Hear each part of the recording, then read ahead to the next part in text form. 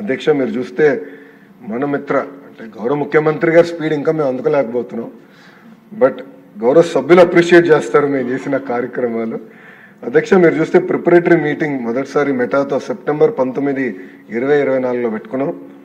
MoU October 22, 2024లో ఢిల్లీలో మన MoU enter చేస్తాం జరిగింది. అధ్యక్ష జనవరి 30, 2025కి 150 సర్వీసెస్ ఏదైతే రెవెన్యూ సర్టిఫికేట్స్ కానివ్వండి, ప్రాపర్టీ ట్యాక్స్ పేమెంట్స్ కానివ్వండి, అదేవిధంగా గ్రీవెన్స్ ప్రభుత్వానికి ఇచ్చినప్పుడు స్టేటస్ ఏంటో తెలిసినానికి రోల్అవుట్ చేస్తాం జరిగింది. అధ్యక్ష ఈ నెలాఖరు కల దాదాపు 300 సర్వీసెస్ ఈ వాట్సాప్ పైన మన ప్రభుత్వం తీసుకొస్తుంది. ఏఐ డ్రివెన్ ఒక చాట్ బాట్ కూడా తీసుకొచ్చి ప్రభుత్వానికి మెరుగైన సదుపాయాలు కల్పించే లక్ష్యంతో మన ప్రభుత్వం పనిచేస్తుంది. అధ్యక్ష సర్వీసెస్ చూస్తే 3 కేటగిరీస్ కింద ఉన్నాయి ప్రభుత్వం. ఒకటి నేరుగా అందించే సర్వీస్, రెండోది వచ్చేసి ఎక్కడైతే హ్యూమన్ ఇంటర్వెన్షన్ ఉందో అది, మూడోది మొత్తం సంస్కరణలే తీసుకురావాల్సిన అవసరం ఉంది కొన్ని సర్వీసెస్ అందజేసినాక. అధ్యక్ష అది కూడా మేము డిస్కస్ చేస్తున్నాం. గౌరవ రెవెన్యూ మంత్రి గారితో కూడా మన కదిరికి వెళ్ళినప్పుడు కలిసి వెళ్ళాం అధ్యక్ష, లక్ష్మీ నరసింహస్వామికి బట్టలు పెట్టడానికి. గౌరవ రెవెన్యూ మంత్రి గారితో కూడా నేను మాట్లాడా, సర్టిఫికేట్ రిలేటెడ్ ఇష్యూస్ కూడా మాట్లాడా.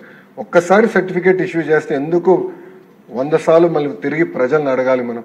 అంటే వాళ్ళు ఎందుకు ఇబ్బంది పెడుతున్నాం, వాళ్ళు ఎందుకు తిప్పుకుంటున్నాం, 6 నెలలకు ఒకసారి ఎందుకు వాళ్ళు రావాలి? పర్మనెంట్ సర్టిఫికేట్ అనేది ఇవ్వాలి. మనకి ఆల్రెడీ గైడ్ లైన్స్ క్లియర్గా ఉన్నాయని అది కూడా డిస్కస్ చేసాం అధ్యక్ష.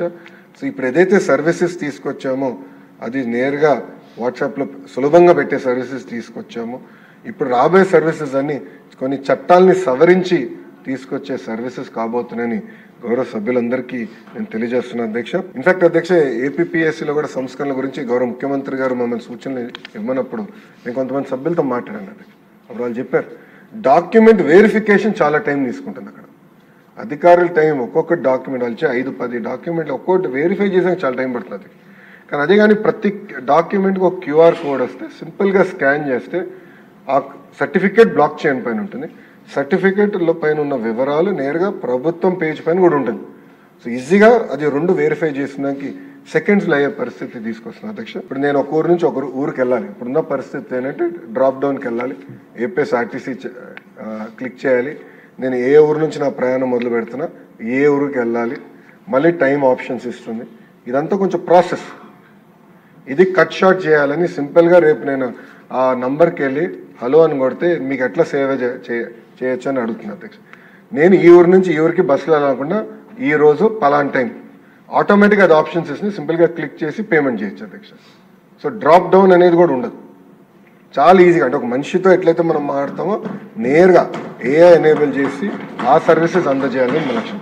ఇప్పుడు ఇంకొక ఉదాహరణ అధ్యక్ష, కరెంటు బిల్ నేను కట్టాలి. ఇప్పుడు కరెంటు బిల్ ఇప్పుడు ఈరోజు నేను కట్టాలంటే వాట్సాప్కి వెళ్ళి హలో కొట్టిన తర్వాత మల్టిపుల్ ఆప్షన్స్లో కరెంటు బిల్ కట్టాలి, పలాన్ బిల్ నంబర్ ఎంటర్ చేస్తే వస్తుంది.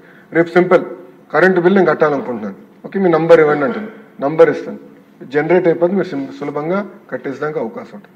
సో అట్లా ఏఐ ఎనేబుల్డ్ సర్వీసెస్ తీసుకొస్తే మెరుగైన సౌకర్యాలు ప్రజలకు అందించవచ్చని మేము బలంగా నమ్ముతున్నాం అధ్యక్ష. మీరు ఒక్కసారి కానీ చూస్తే ఎండోమెంట్లో 77 సర్వీసెస్ తీసుకొచ్చాం అధ్యక్ష.